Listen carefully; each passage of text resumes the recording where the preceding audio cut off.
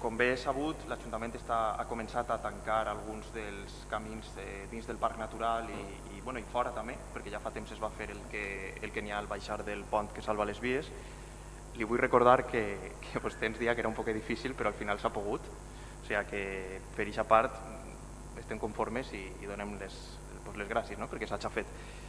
Volem fer-li un prec per a seguir continuant en aquesta línia de tancar camins, perquè és el que ja li proposàvem i pensem que està donant bon resultat.